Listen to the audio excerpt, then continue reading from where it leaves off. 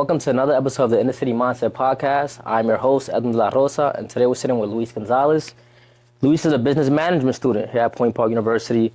Luis is an international student athlete from Venezuela, where he left behind everything, right, to chase his dream in the United States. His journey hasn't been easy, adapting to a new culture, a different style of baseball, and the mental challenges that come with it.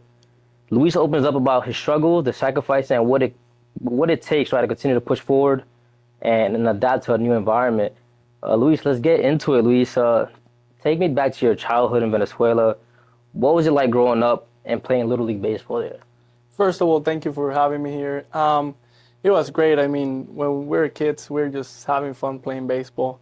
And in Venezuela, baseball is fun. It's just competing. And I play a lot, all the way Venezuela, not just in Caracas, in the capital where I grew up. Also, like in other states and other cities in Venezuela, I went to represent my city in another state and competition. So it was great. It was a really good journey, and I really enjoy it and have fun a lot there. Yeah. That's all. So in Venezuela, was it like Little League style, like Little League teams, or was it? Yeah, it was. I mean, they had different type of teams. They have like leagues. They have like the Little League leagues, like the one that are here also.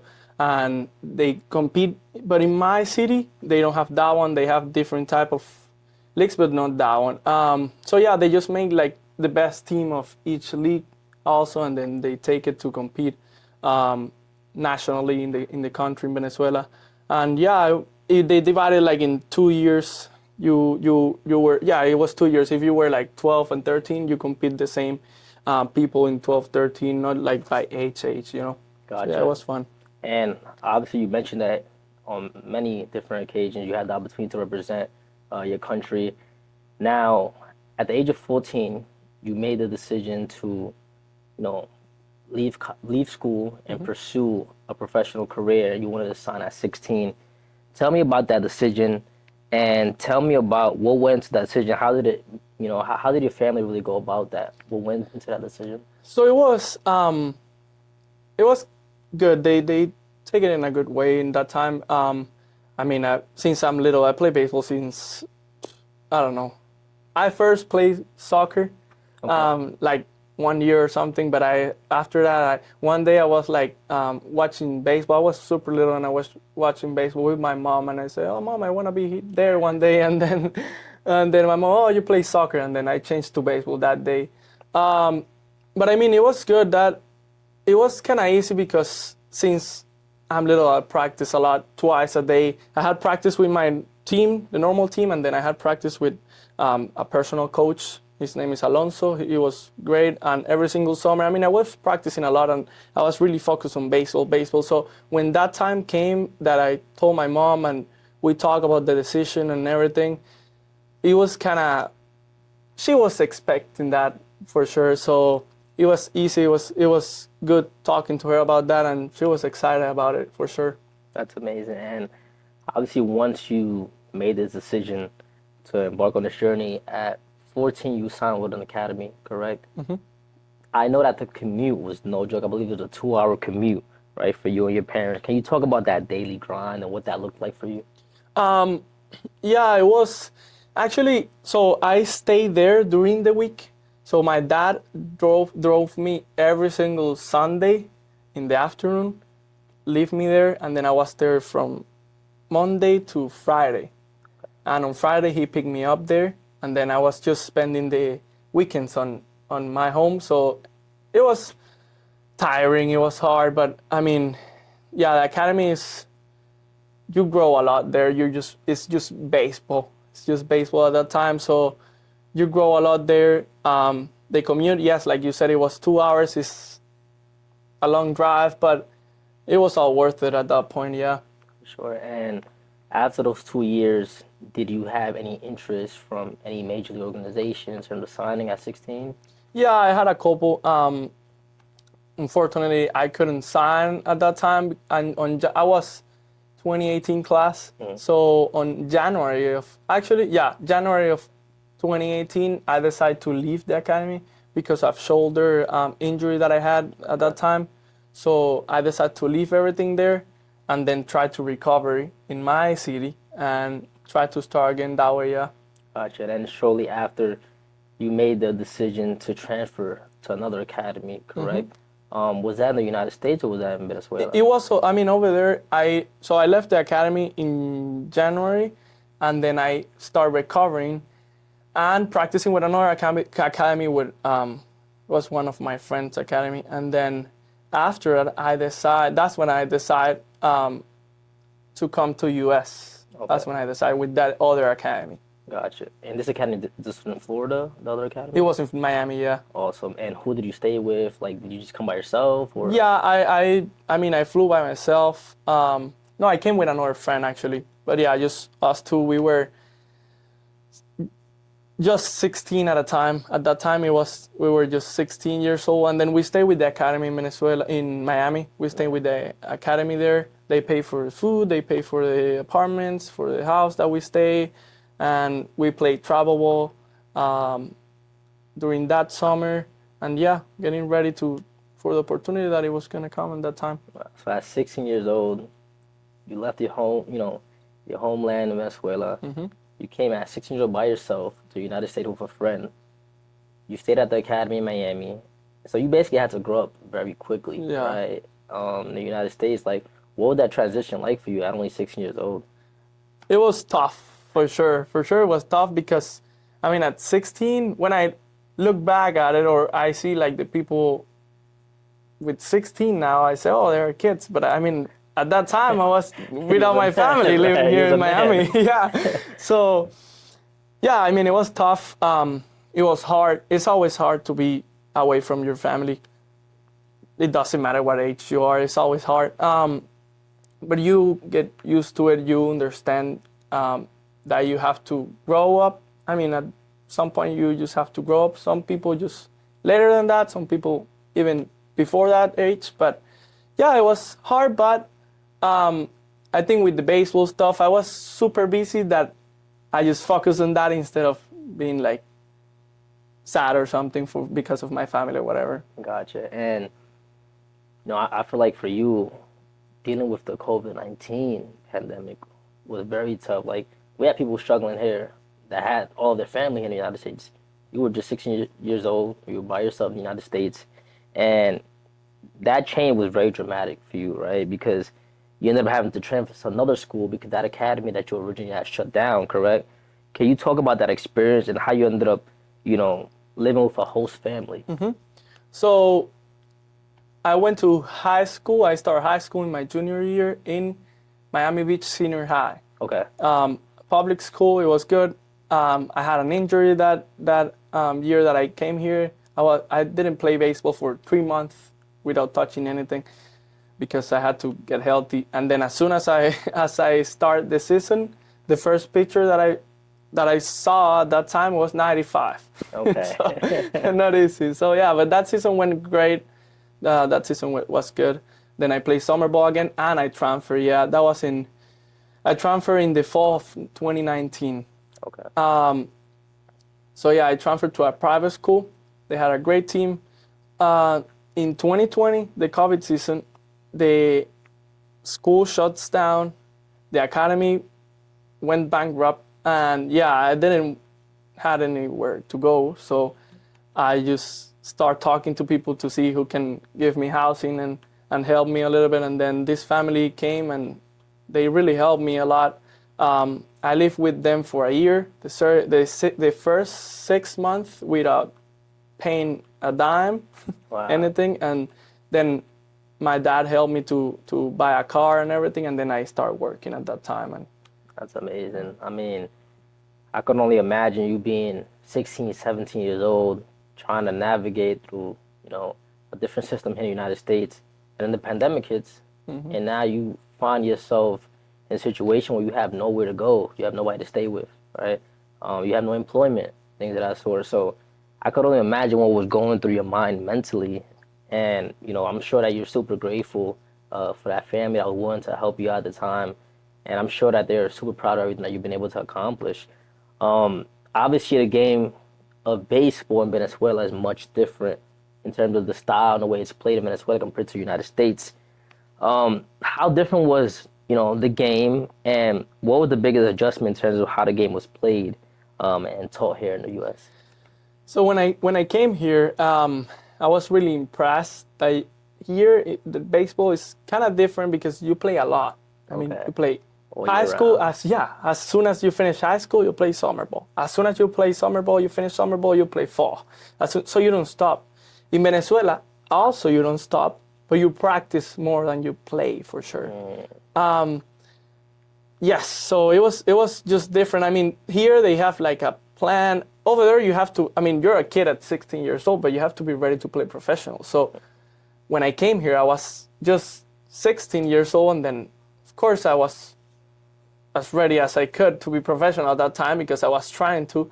So I get here, and then you understand that you have a lot more time, a lot more opportunities in baseball than just 16 years old. If you turn 17, you're gone. You're old and already no.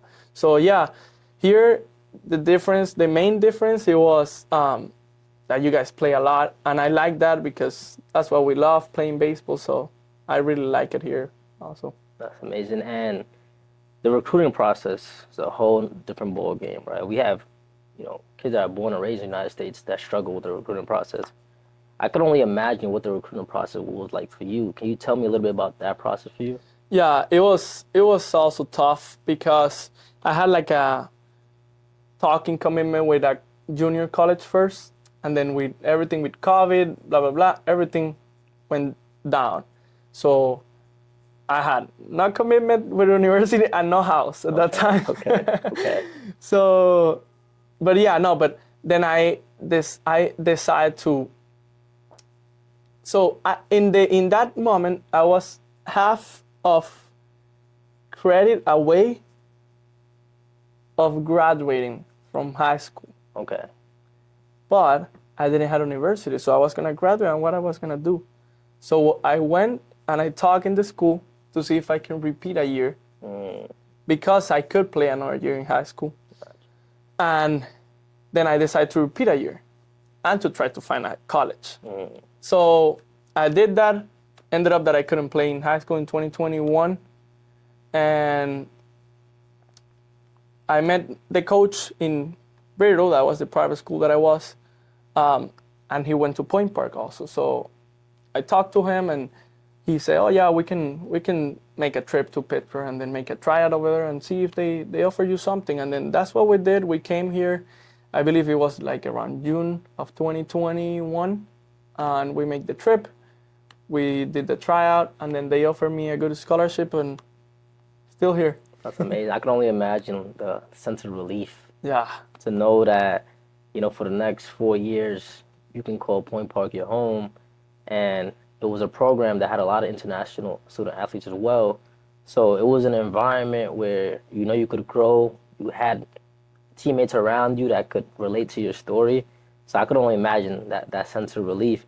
And tell me about that first year here at Point Park. Tell me about, did you deal with like culture shock? Was it tough for you academically? Was it tough for you to transition to the baseball side and how things are ran here? so the first year here at Point Park, I mean, it's Pittsburgh. They don't speak Spanish at all. And my English at that time, even if I went to high school 3 years, it was not the greatest. I understood everything at that time, but I didn't speak it. So I had to hear. I mean, I think that's my first year. What I focused more was on talking English more, in the personal side, and in the baseball side. Yeah, I mean, it was a different program that I have been before, because the high school is a little bit different. The practices are different. Here is more. You need to put more effort on your practices and everything, and the extra work is really important. So yeah, I mean, the first year it was a good transition, hard transition also, because also I didn't know how work, like my work, because I had to pay my bills and everything. I didn't know. That was the most stressful thing, because I didn't know how I was gonna be able to maintain myself, survive here. I mean, I find an apartment great, but I don't know if I can pay it. You know what I mean? So when I get here, that first fall, it was transition. It was really hard, but I figured everything out. That's amazing. And you mentioned earlier that your dad helped you buy a car when you were in high school in Miami, right? Did you bring that car down to Pittsburgh with you, or did you have to leave the car behind because it being such a long drive? Like, what was that like? Did you have a vehicle that first year here in Pittsburgh, or no? So I had that vehicle for a year in Miami. That was the one that I worked with, doing delivery driver, like delivery food. So then at that time, I had to go to, I decided to not drive that car because it was not going to make it to Pittsburgh. Gotcha. Okay. It was a 2001 Corolla. Gotcha. So it was not going to make it to Gotcha. Pittsburgh. So yeah, I decided, I had a friend from the academy that lived in Kentucky, in Louisville. It's close. Right. It's like 8 hours. Right. Closer, Closer. right? Yeah, closer. So I decided that I was going to sell my car and then go to Louisville for a month, buy a car over there, and then drive here. And that's what I did. But I bought my flight and everything. And whenever the day of flying came, my car was still there, like the one from Miami. So again, I asked the family that helped me, Vasquez families, Patty, Leo, Leonardo, and the kids, everyone, they helped me again. And I told him, hey, do you think you can hold the car? Someone is going to come and see it in a couple days, so can you hold it? And they were like, yeah, of course I can. I'm really grateful that they helped me a lot, actually. And still, I always go and visit them and everything. So yeah, they hold the car for me. I went to Louisville. They sell the car. I mean, I signed the papers and everything that I had to sign. They sell the car in Miami. They give the keys. They send me the money. And with that money in Louisville, I bought a car. Okay, and you drove that back to Pittsburgh. Not yet. Okay. So I bought a car. More to it. Yeah. I bought a car. So that car, it was cheap. It was good transportation, So that car, it was bad. It was just the transmission, it was bad and everything was bad. So I decided that I had to, it was the time that I had to, I didn't want to pay a car monthly, but I had to at that point. So I had to, that one that I just bought, I was with down for 2 weeks or something, and then I had to trade it in, and I financed a car. Okay. And that car, I brought it to Pittsburgh. Nice. That's the one. Gotcha. But now, at such a young age, you have to finance a vehicle, monthly payments. There's still no security whether you're going to find employment in Pittsburgh. You're trying to figure out what you're going to do out here. But I know that you did DoorDash here in Pittsburgh because we should do it together, right? We used to see each other all the time in Oakland. I think it was a blessing that we went to a school in downtown Pittsburgh where there are a lot of universities around. And DoorDash and Uber Eats was booming down here. Yeah. Right? So there was always opportunities to make extra money. But it was a big sacrifice, I'm sure, because we would do it like after practices or, right before class or right after class, right? So tell me about that. Like, was that the main way you paid your bills here in Pittsburgh? Yeah, 100%. As soon as I get here, the first thing that I did was finding a parking that it's not expensive here. It's not cheap here in Pittsburgh, downtown especially. And yeah, I start working to see how was it the area, how was everything, and super glad that it was good actually. So DoorDash, Uber Eats, it was good here, and yes, that's how I pay my rent. At that time for 3 years, I changed job last year, like in August. But yeah, that's what I was doing for 3 years or more because I did it in Miami also, but here. So yeah, I pay with DoorDash, Uber Eats, Amazon Flex, Instacart, every single app that you can imagine. I have done it. So yeah, it was. That's something I always admired about you, man. I remember a lot of times we'll be parking we parked at the same parking garage here in Pittsburgh, and sometimes I'll be around like 9:55, 10 p.m. And a lot of time I'll see you parking in the lot, cause we'll be getting, we'll kind of be ending our shift around the same time, and at the time, just seeing you have that work ethic and seeing how much you had to sacrifice to even be in this position at such a young age, that was something different for me to see because, sometime in college, you see a lot of kids that take their families for granted. and they take the weekly budget that their parents send them for granted as well. They use it on things that they're not supposed to be using it for, right? But seeing somebody your age, so responsible, so self-motivated, and want to go above and beyond, that was special because you go and hustle and do the door that 4 or 5 hours after a 4 or 5 hour practice, right? So obviously that affected, your recovery, how you produce. Tell me, like, was that really tough, like those first few years? The first 2 years. I mean, we are still young, so we can do that. But still, that affects the sleeps. I had to wake up sometimes I had class at 8 a.m. and then I wake up like at 6 to go to the gym, and then classes, and then practice, and then work. So yeah, I mean, it's tough. You can do it for sure. But yeah, I tell all the guys in the team that don't take what they have for granted, because sometimes you don't realize what you have, and the great opportunity that their parents provide them money to pay the bills, to pay everything, and they just have to focus on studying and baseball. Sometimes people don't take advantage of that, and yeah, I think it was hard, but not impossible. You just have to be able to manage your time good. Homeworks also, as soon as I get to my house after working, I did homework, blah, blah, blah. At least I separate them and manage the time. It was really important, because if not, I would not be able to pay my bills at that time, yeah. Wow, that's amazing, man. One of the things that I wanted to touch on is basically like mental health and a lot of international student athletes. A lot of international ball players here at Point Park, you know, obviously there's talent all over the place, right? Like if you made that varsity team, you had a lot of talent. How did you deal with the pressure of producing on the baseball field? Did you ever have moments where you kind of like, felt like you weren't playing like yourself, like you weren't playing like that 16-year-old kid that was trying to sign a pro contract? Yeah, 100%. I think that happened to all of us at least one time in life. More the first year that I was here, that I did redshirt. Okay. The first year.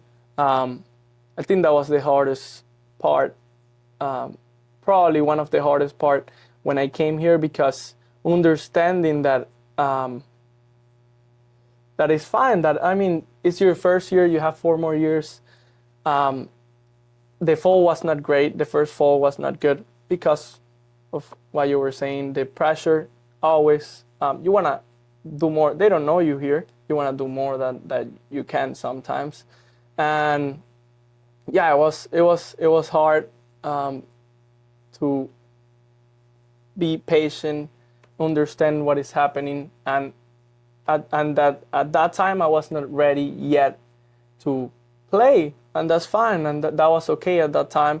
Of course, I was mad, I was frustrating, that's normal. That's a normal feeling for failure. But while you're learning more and more and growing more, you understand that failure is learning. Absolutely. So yeah, it was hard, and more that I came from, I don't know, the summer ball, and I came from Venezuela. I did like the national teams and everything. So it's a hard transition to came here and then did redshirt the first year. It's a hard transition, yeah. Yeah, I can only imagine. I mean, you probably had a great summer prior.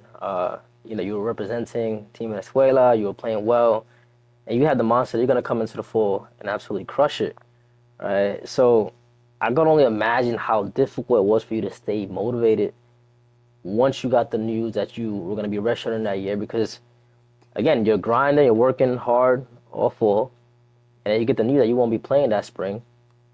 And on top of that, now you still need to focus on still, paying your bills, doing DoorDash, keeping up your grades, trying to stay mentally strong, trying to find the motivation to lift weights and continue to hit. I could only imagine how tough that was. Now, how long did it really take you before you started to feel comfortable playing college baseball here in the U.S.? Would you say that sophomore season you started feeling a lot more comfortable? Yeah, so probably the freshman redshirt, because sophomore class, redshirt still baseball. Yeah, second year. I start feeling more comfortable. Also, as soon as I redshirt, I went right away. Okay, I was mature enough, I guess, to understand. Okay, why this happened? How can I avoid this that happen again, or what can I improve to for this to not happen again? And then I just signed in 2 summer leagues in that year, and play almost that was almost like a college season because it was 50 games, it was 150 at bat, so it was kind of a college season basically. And yeah, so I play a lot. I decide that I just had to play and had fun, and yeah, the second year I feel more comfortable. I was coming from that summer season that makes me regain the confidence on baseball or who I am, and find myself again in the baseball field, relax. And then that was probably the point that I did good at that time. Yeah, playing summer ball and take it easy in those stuff. I'm glad that you mentioned that because, there might be a young person that's watching this interview who is a freshman that is redshirting right now, and right now they're in a dark space mentally because they won't be playing this spring. And I know it's very easy for you to just go home over the summer, not really work out, decide not to play summer ball, decide to just really like lift weights and just do regular like batting practice, things like that. But from your point of view, what you said was, all right, I'm redshirting this year. I'm gonna play in 2 summer leagues this summer. I'm gonna take over 150 live at bats, and I'm gonna get better. Right? You didn't allow that redshirt season to define your career, and I'm so proud of the career that you've had so far here at Point Park. Look at all the success you've had here so far, man. So I'm proud of the way you bounced back. Thank you. Right? I wanted to touch on adapting to a different culture. Outside of baseball, what was the biggest culture shock when you moved to Pittsburgh? To Pittsburgh, Come from Miami. Yeah, from Miami, because Miami is different, Different world, right? different. But yeah, for sure, the language barrier was one of the most culture shocks that I had here. Yeah, I think that was the most culture shock that I had here. The language was just a barrier there. Yeah. Gotcha. And were there any coaches or teammates or mentors who really helped you, or that was like a roommate that really helped you adapt to this environment? So my first year, I had a roommate. It's called Matthew. Okay. He lived in Miami. Okay. So he spoke Spanish, but not great Spanish, and I spoke English, but not great English. So we help each other. And actually, the first that redshirt year was the same that I lived with him. He helped me a lot because I just work the whole day, work. But he was always, hey, let's go to a movie theater. Oh, let's go. So that part, now that I see it from far away, it was good. That's also what helped me just stay there, stay in the moment, enjoy it also. And yeah, he helped me a lot with my English also. So yeah. So I would say he also helped you socially as well, because Yeah. from such a young age, you had to basically be an adult, 15, 16 years old, right? You were living by yourself in Miami with all your family in Venezuela. So I feel like you were so responsible and so polished at such a young age that you never really had time to really be a kid, to be a teenager, right? So in a way, Matthew kind of taught you how to, adapt to the U.S. culture and how to just be a teenager and kind of enjoy your life a little bit, right? Yeah. So that's awesome that you mentioned that. And Luis, if you could talk to a young international ball player who has plans of pursuing a college education here in the United States, what advice would you give them in terms of how to really approach this journey overall? An international player, yeah, I will tell them because when we are over there, we don't know about this opportunity that you have here. So first of all, I will tell them that you have more opportunities in baseball than just signing professional at 16 years old. That's the first advice that I will tell them. Work hard, work as hard as you can, hit as much as you can. If you're a pitcher, throw as fast as you can. But yeah, just stay focused.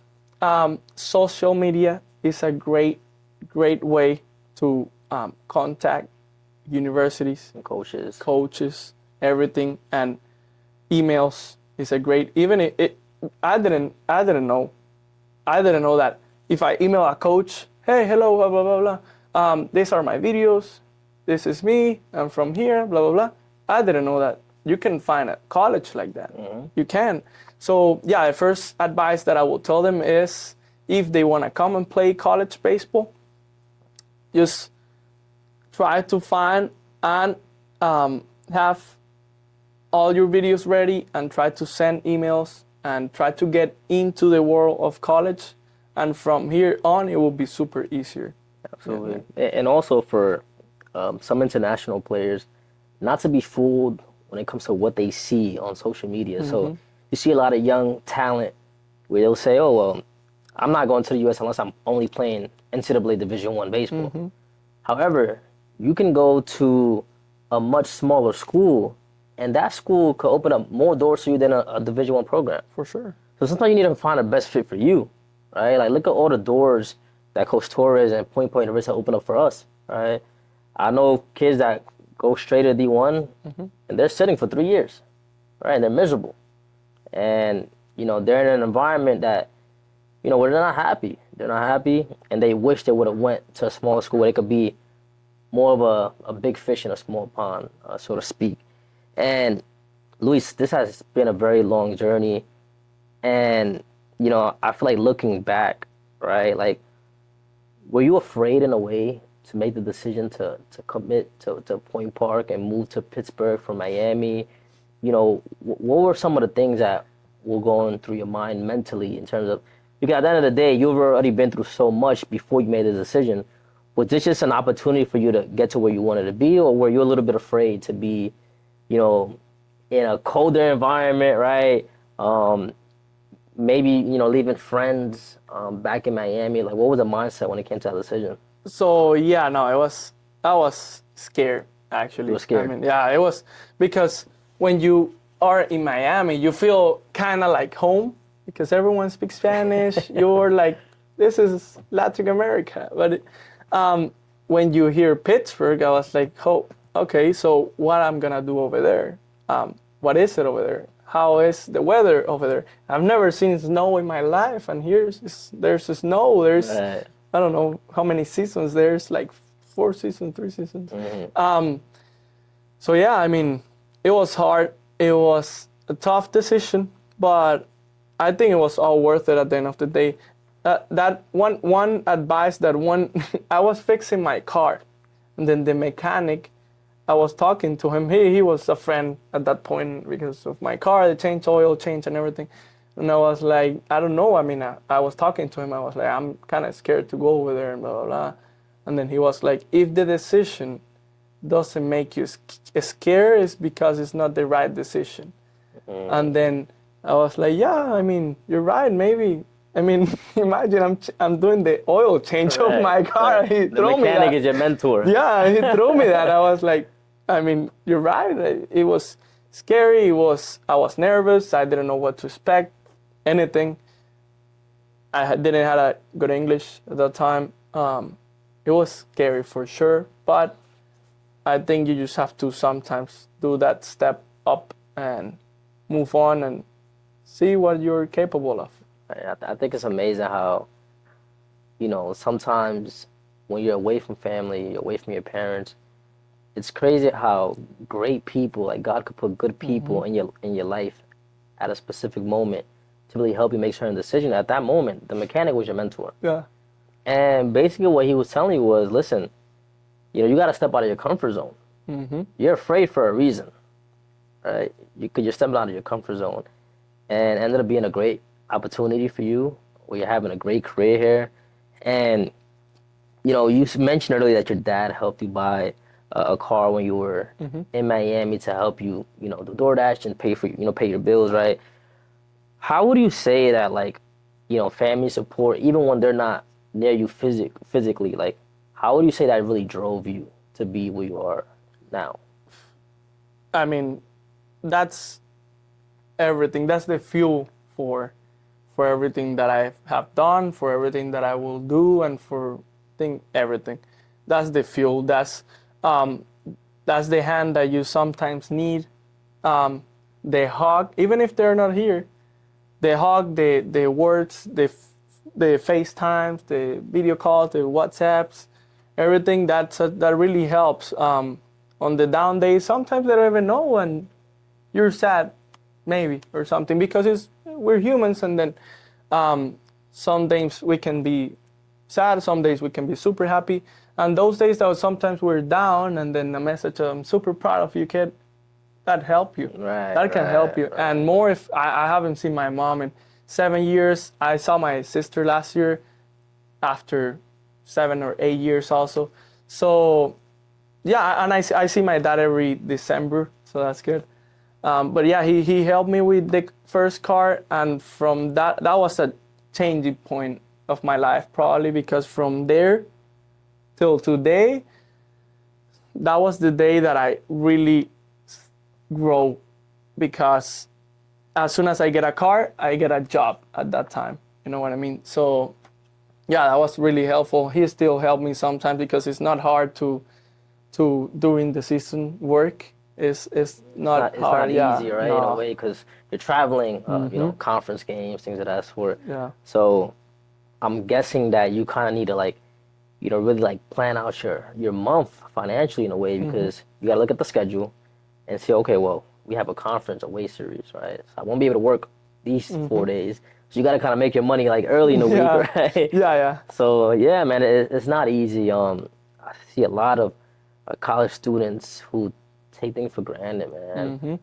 So I commend you for all the sacrifice that you've made, and there's a reason why, why you're graduating this spring, man. And you're gonna have such a bright future, because you have the work ethic, right? You have that drive, you understand? And Luis, tell me, right? Like, what are your goals moving forward, right?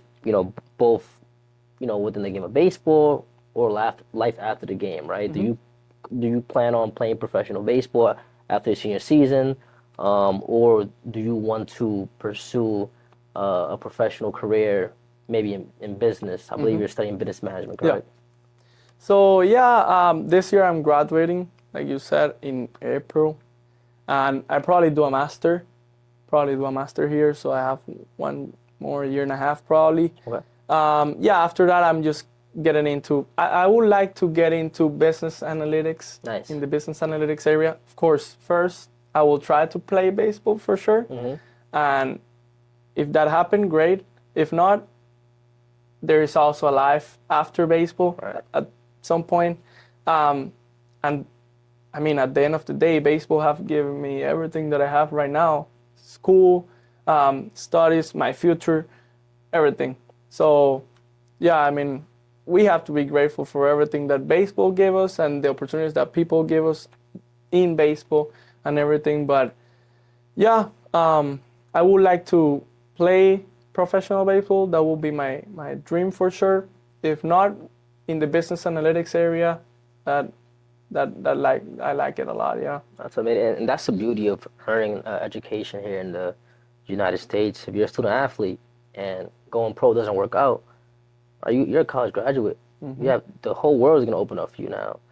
And what's sad is that maybe some of your friends back in Venezuela that decided to only pursue the professional baseball career, if it doesn't work out, you're kind of stuck, right? Because now you decide not to go to school, right? Neither in Venezuela or in the United States. And now you see yourself in a situation where, life becomes very heavy on your shoulders, right? Because you're no longer a star baseball player in Venezuela, right?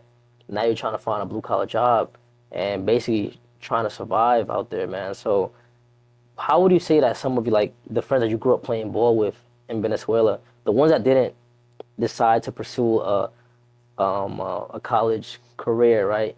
How are they living back home? Like, are they doing okay for themselves? Like, Yeah, I mean, they are trying the best that they can. Yeah, at the end of the day, in Venezuela, Dominican Republic, and Mexico, those countries that you have to stop studying to play baseball. I mean, if you don't make it, you don't even have a high school degree. You know what I mean? If you don't right, keep you drop going, out of high school, right? yeah, Which I yeah, was at 16. yeah, yeah. So you don't even have a high school degree. So yeah, I was still studying online at that point. So, but yeah, I mean, it's hard. If you don't make it, it's hard because you're sacrificing everything for it, for sure. But yeah, I mean, the friends that I know, the one that I also, if you sign, great, but you still have to work double as hard to get to the MLB. That is the main goal of everyone. Right. And it's hard. It's super hard to get there. And yeah, I mean, they just try to do as good as they can. If they sign, great. If they invest the money, great also. But yeah, the ones that didn't sign just keep studying and everything, and then yeah, just trying to survive there and then work and everything like everyone else. Yeah. For sure. And for those that do sign, and they sign with a good bonus, right? Yeah. Internationally, I know it's tough, right, to be financially literate at 16 years old and have somebody help you, you know, when it comes to managing that type of money. But it could also be a blessing in disguise because let's say if you're an international ball player and you sign for, say, $500,000, right? If you have somebody that can help you invest that money and help you budget that money, in reality, you know, that could be a great start for you to have a very successful life, right? You can invest in a business, you can invest that money in terms of real estate property, invest in the stock market, help your family out. So it could be a blessing in disguise, right? In a way, if you know how to Yeah. manage that type of money. But the thing is also I mean, that job at that age, it has to be probably your parents. I mean, your parents had, because at 16 you cannot get a bank account with half of $1 million, right. you know. So it's your parents at that point. It's kind of your parents' job. You did yours. You play baseball, great. You sign, and then it's your parents' job to try to help you for the future. And that sometimes it's not like that. Sometimes it is. Sometimes with less than half of $1 million, Right. they make great things. Yeah. But yeah, and financial advisors in Venezuela. I mean, yeah, if it's here, probably you have more financial advisor and you can study more that area than over there probably. Gotcha. And would you say that in Venezuela, obviously at the academy that you played at, so like sometimes in the Dominican Republic, you sign with an academy. If you sign, they get a percentage of your bonus. Was it like that? Yeah. So as well, like how much was the contract for? Like where, as if like if you was to sign a pro contract, right? What type of percentage did the academy get from your contract? Well, I mean, every academy is different. I knew academies that were like 45%. Oh, wow. Okay. Yeah, a lot. And even more. I mean, I don't know how much it's right now. Probably like 50% or 55. I don't even know. But mine was 30. 30. Okay. Mine was 30%. Still, it's a lot. I mean, Right. but it was 30%. But I knew, yeah, at that time it was 40. And if you are like, I was 2018, but right now probably it's like 50%. The same, probably. I don't know. Wow. Yeah. And some could argue that, oh wow, like 45%, that's insane. But in reality, if you think about it, this academy is opening up a big opportunity for this talented ball player. They cover housing, food, you know, baseball equipment, tryouts, travel. Like, so at the end of the day, they're also investing money A lot. into the athletes as well. So some can argue that's not fair. However, it's an opportunity that a lot of kids wouldn't have if they didn't offer it. Oh, Right? for sure, yeah. So yeah, man, Luis, listen, this was a great conversation. I'm super proud of everything you've been able to accomplish here at Point Park.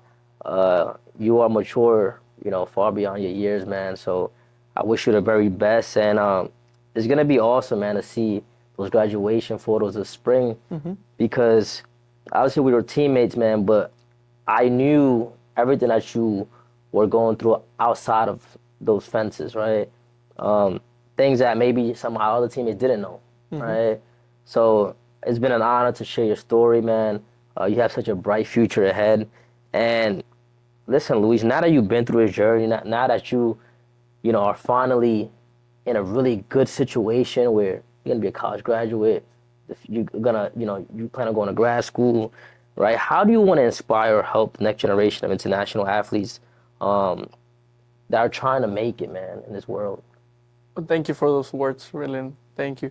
But yeah, I mean, I'm just trying to be the best version of me so I can help people. I really want to help people. I try to help everyone that comes here, the freshmen especially, because I know how hard is it to, as an international student, to be away from your family and don't know anything about it here.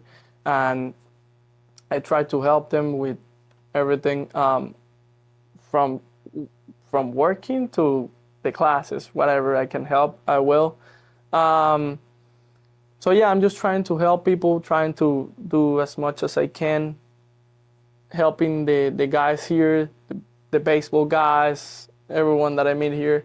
But yeah, just the future generation, I will do the same, trying to help everyone that I can, without expecting nothing back for sure. Because I mean, that's what makes me happy at the end of the day, just helping people. Everyone is going through something. Some people more than the other ones, arguably, but yeah, just help people. I think it's really important, for me in the future, for sure. Luis, this has been an amazing conversation. I thank you for sharing your story, man. Thank you for having me here. Absolutely, and I really think that your story could really resonate with a lot of young people, man. So I thank you again for your time, man. Thank you for having me here. Absolutely, in the near future, brother. All right.